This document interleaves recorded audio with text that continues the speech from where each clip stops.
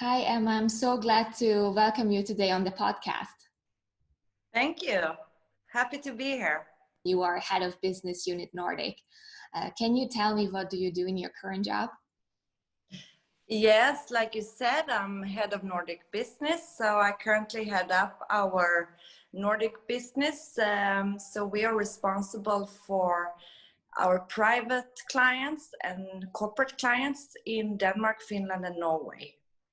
So what I basically do is to, of course, lead my team, organize my team, meet our clients, which I love to do, and also a lot of projects, and of course, create a strategy going forward. So it's a mix of different tasks.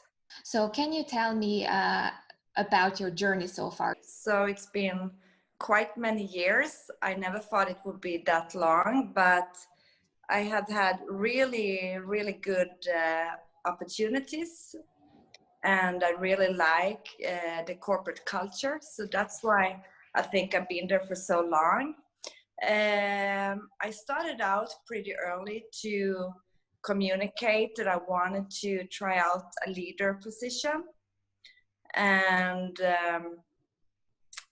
after 2-3 years, I got the opportunity to be part of launching the bank into the Danish market. And that's basically where I started my career as a leader. So I worked there for about 2-3 years with the project. And after that, I got promoted to be manager for our corporate banking, which was my first leader position. Was really excited about. And then I worked a few years and became the head of business in Denmark. So that was the grand finale. So then I didn't have more to do in Denmark. And after that, I got another opportunity to be part of a Swedish organization as a deputy head of Southern region, which is a quite big market, a large market. We had about 700 employees, and I have had 6 direct report managers in my team. But overall, we had responsibility for 700 employees. So that was a quite big difference when I came from the Danish market into the Swedish market. And after that, back to the Nordic markets. So it's been a quite interesting journey. Very excited. Definitely. And you mentioned that you were part of the team establishing the Danish business. So that was, you mentioned that was your first leadership position. How did you convince the bank that you are the person for the job? I think when I was at the Danish branch, I mean, as I said, I was part of it in the beginning. So I had a lot of patience, actually. I was there to start it up, and I was also had different positions to be able to deliver a result. And so when there were open position, I think it was quite, I think I was quite natural choice for them, because I knew I had the knowledge about the business. And I had also tried out some different leader positions within the Danish operations. So, but my way to get there, I think, was a lot of the hard work, of course. And as a person, I am very dedicated to what I'm doing, and extremely goal oriented. So I think that has helped me a lot to get new opportunities, but also to communicate what you want, what kind of development you're looking for. And that's what I also did in the beginning, to communicate with my manager and also brand my name in the organization. We are a very large organization. The bank has about 17,000 employees, so it's a really large company. So I think a strategy for me was in the beginning to brand my name and to build relationship around in the organization with important stakeholders. So that's also what I think is very good to what have helped me to get new opportunities. So you mentioned a few personal qualities that you believe that was very important. What was the most important personal quality that you believe you possess that helped you to get there where you are? I think the biggest personality for what I have is that I'm goal oriented. I like to deliver results, and I've always liked to compete.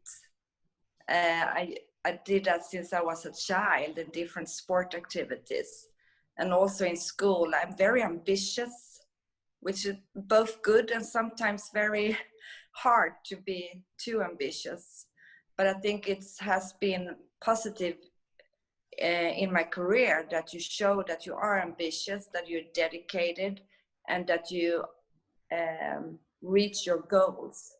And that's, I think, what have helped me during my career. And also the communication, that you communicate what you want, what you're looking for, what you're good at, what you believe that you want to do. And have you always been a natural communicator? Is this a skill that you had from the beginning, or is it something you had to work on and learn along the way? I think communication, maybe some people have it in a natural way, but I think you need to practice a lot to be a good communicator.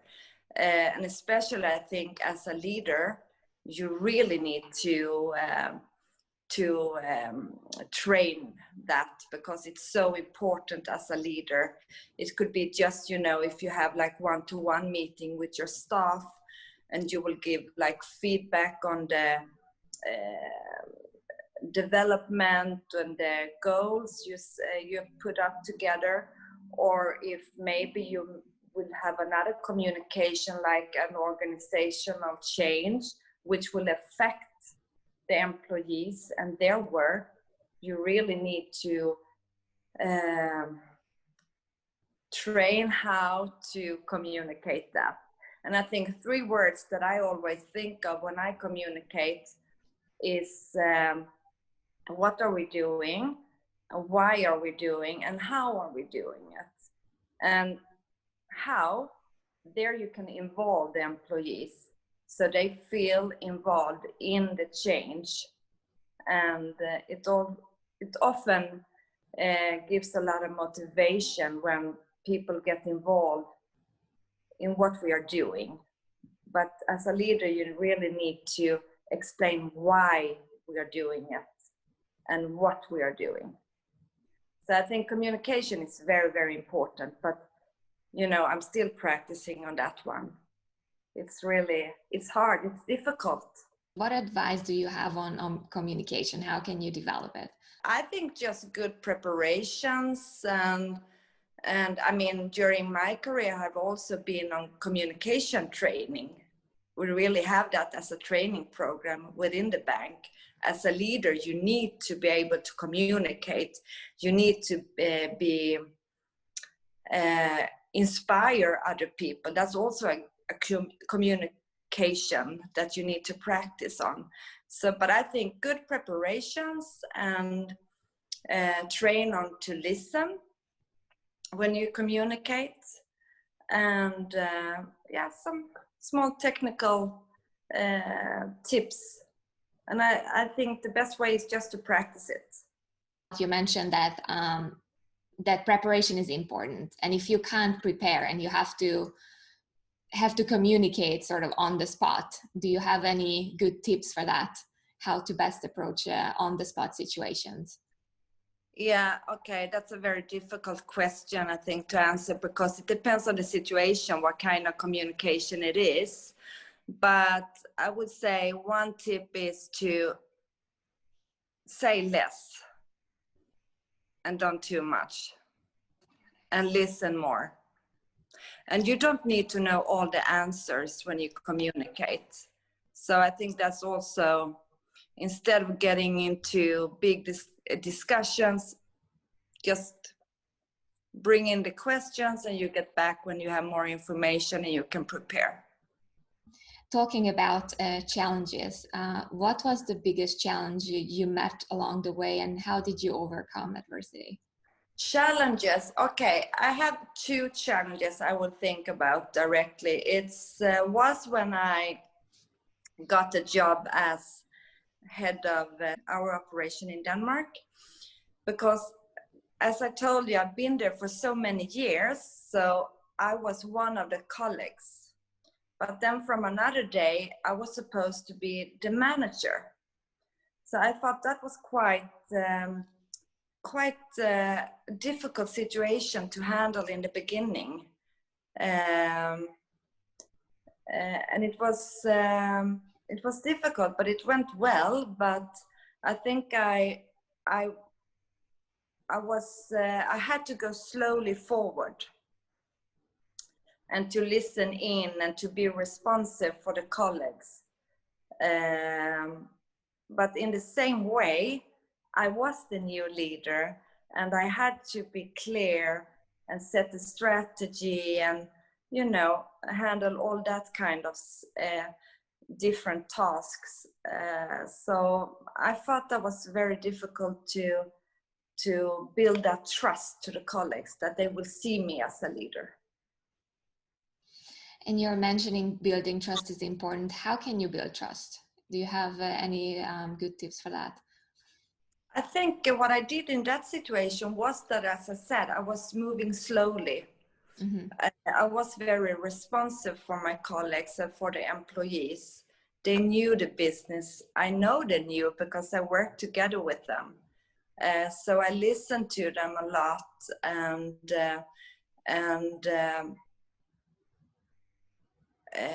after a while, you know, when you together have put the strategy and the processes together, you could move on more as a leader. And I think you build trust, because I think they were afraid that I would come, you know, I went home on Friday as a colleague, and then when I came on Monday, I was supposed to be the big boss. But they found out quite fast that I wasn't like that. I was still Emma, but we were taking everything slowly together. So I think that was building trust for them. And I have another example when I had a job as in the Sweden, where I told you about, where I had 6 direct senior managers reporting to me. You know, they had been ages in the bank. They had very long experience. They were very senior managers. And I think they thought in the beginning, why did she get that job? Does she even know the Swedish business? And maybe I didn't know. But as I told them, you know it. I don't need to know the details. I was just the leader, and I will help you as much as I can with, you know, to guide the right direction and stuff like that. But the details you can handle. So that was also a strategy for me to build trust for them, was to give them a lot of freedom to take own decisions. But in the same time, I was the leader, so sometimes I need to be clear that, okay, now we're moving in wrong direction from the strategy the bank had. So we need to change that and so on. But I think that builds trust. So what advice do you have for individuals who are interested in advancing in their career? I think it's very important to be committed on what you're doing and to be present, and maybe don't all the time thinking of what's next step. I think it's important to have the patience to stay that long that you can deliver a result. That's kind of my key points. And in terms of personal qualities, you mentioned a little bit the communication. Anything else that you believe is important? I mean, like communication is very important, that you also are very clear with your manager that you want, for example, try out a leader role so you can control your own development plan. But not everyone gets the opportunities to become leaders, even if they do good results. So what I'm coming back to is that it's also very important that you building your brand, your name within the organization. And how can you do that? Yeah, that's sometimes it's difficult, but I think if you are a nice person to everybody, and that you can help each other, someone they can trust and rely on, and if you are hard work and dedicated on what you do, I think you will build a very good name within the organization, and then I think it's easier to control your development plan, whether if you will become a leader or a specialist or whatever. So it is very important to build those relationships as well, and talking about also delivering results now with remote work. It's becoming a little bit more difficult to stand out. What advice or suggestions do you have? How can you stand out while you're working remotely? I think when you're working remotely, which I have done the last 2 years actually, now it's a quite different situation because I mean now it's no travels allowed at all. But I think when you work remotely, you need to prepare a little more before the meeting, because it's very important to be able to be proactive and be active in the discussion. And I think that's my advice, to prepare and be really proactive in the meeting, but also respect the others, because when you have a digital meeting, sometimes everybody's talking, so you need to show respect and have some guidelines how the meeting is structured. So maybe that's not the person's role to do that, but I think if you have a good digital meeting, you have a structure how the meeting is supposed to work out. So you mean, for instance, having a clear agenda of what you are going to discuss in the meeting is one example. Exactly, clear agenda. And if you are the leader of the meeting, I think you have a very important role to involve everybody in the meeting, because everybody doesn't feel it's that easy to be part of a remotely meeting. So sometimes as a leader of the meeting, you need to involve people in the discussion so everybody can say what, so you will have a how do you say that in English, a lively discussion with all opinions, which are important. So you mentioned remote work as well. That is part of business these days. What's on your radar these days at work? My radar right now is a very excited project. It's a cross-border project with the Baltics and the Nordic countries, which I'm very happy to be part of. So that takes a lot of my time right now.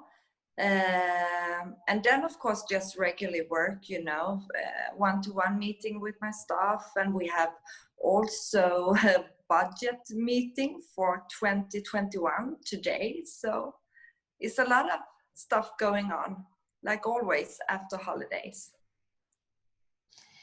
And how is the pandemic impacting the business and the industry and your job? We are, of course, very affected of the situation. I mean, as a bank, you have a very important mission to help your clients. We have a lot of private clients and corporate clients who has very difficult situation right now. So we are helping out as much as we can together in cooperation with this government package solutions they have in Sweden. So it's a lot of work to handle right now. And of course, we are also affected of, like we talked earlier about working remotely. Yeah. I mean, as I said, we are a very large organization, and it's not easy from one day to another to just work remotely. So that has been very difficult to adjust to, but I think it's going very, very well. We also have boutiques, also our bank branches, like like our boutiques, and we can't close them down. They are still open. So it's a lot of work to make them, to handle them differently now with the COVID-19 situation. Yeah, it's definitely a huge change. And Yeah. what is that people don't know about banking that they should know about? Banking, if you ask me, I mean, I've been in the industry now for many years, and if you just look at the difference, so a bank has a very important function in the society. And beside of that, I mean, just the financial function, we also, a lot of banks do a lot of good works in the society with sponsorship, good cooperations, and so on, to help to have a healthy, financial, stable society. For example, where I work, we have a very, very strong brand in Sweden and in the Baltics, and we do a lot of good stuff for children, and we also have like projects for immigrants to help them to get job and support them. We also have education in digitalization, for older people who's not that digital as the younger people. So we educate our clients. So we feel that we have a very big responsibility to not just serve banking products. We also want to make a difference in the society. So that's what I think people should know about the bank. It's more than just lending out money. A little bit shifting gears. So you're also a mom. How do you think that having kids impacted your career? In a very positive way, I would say. I think after I got my children, I value my time differently. I think I'm more good at multitasking, more calm in a way, and I think that I finish my projects easier because you don't have that much time. So sometimes it's better to just finish and deliver. And I think that's a very good model, to just do that sometimes. Everything can't be perfect. So in that way, I think I have been better at work since I got my children, actually. And but also when you get your children, you realize that, I mean, of course, I have always strived to have a development and fun work to go to, but in the same time, when you get children, you realize that the life is so much more than just work, and it's so important to have a balanced private life. So I think that was even more clear for me after I got my children, that it's so important, and that's kind of nice feeling to have. And what was the toughest decision you ever had to make? In my career? Yes. Um, I can't really think about one toughest decision, but you know, as a leader for many years, you have had to take some tough decisions, and it's always tougher when it has with people to do, people you actually care about, and people maybe you have worked for a very long time with. And sometimes you have to make changes, organizational changes that affect people's life. And I think that's the toughest decision as a leader, that you sometimes have to take those decisions that affects people's life in somehow. And I have done a few during the years. Yes, that's what I think of, actually. Yeah, that's definitely a very tough thing to do. And how do you deal with such a situation? When you do a kind of decision, you need to think as a leader, you represent your employee, and you have a task to finish, and you need to deliver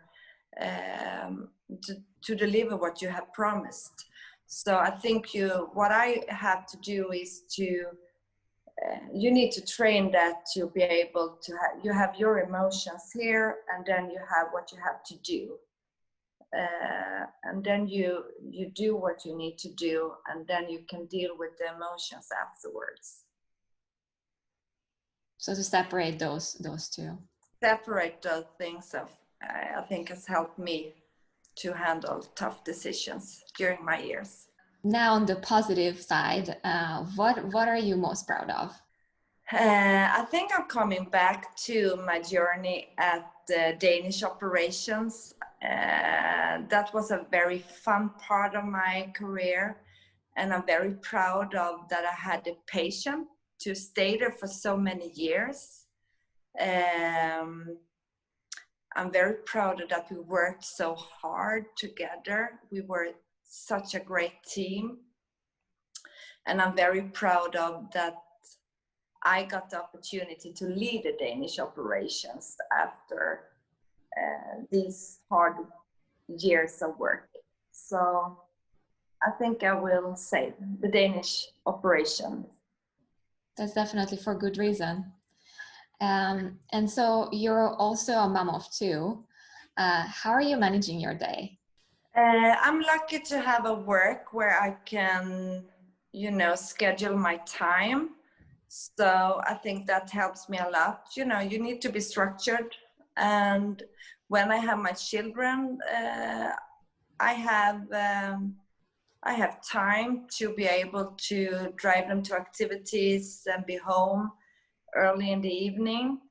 And then the other week when I'm not have my children, I can work more. So I think the freedom to schedule your calendar is very valuable for me as a mother of two. I also have great help from my mom and dad. They live close by, and they love to help me and my children. So that's very, very grateful. And then if you have the financial opportunity, I think everybody should take the opportunities to buy, like cleaning service and so on, just to have more time, more valuable time with the children. Yeah. Because it goes so fast. Yeah, you become very busy when you're busy at work and also with two kids. So definitely some help is very, very valuable. And so how are you taking care of yourself? I think I have very good routines in general, good sleep and eat good food. And I also like to exercise. I've always exercised the whole my life. So I think that's kind of makes me feel good and gets me a lot of energy to do. So that's what I try to do on a regular basis. I also spend time with my children, of course, and take a walk with my dog is also very, very good. way for me to take care of myself, to just think and walk. And so the last question is, what does success mean to you right now? And did it change along the way? I think success for me now means a bit different than it used to be. For now, I think it's more important for me now to develop myself, to learn new things, and especially to learn to think in a new way. I think that's very that strives me to be able to feel that I have developed myself. Before, if I go back a few years, maybe it was more important for me just to deliver a result and to get promoted, and that was success for me. So it changed a little bit how you look at it along the way. Yeah, a little bit. So thank you very much for taking the time today and sharing your story. I definitely find it very inspiring, and thank you for sharing all the insights. Thank you for having me. It was a pleasure.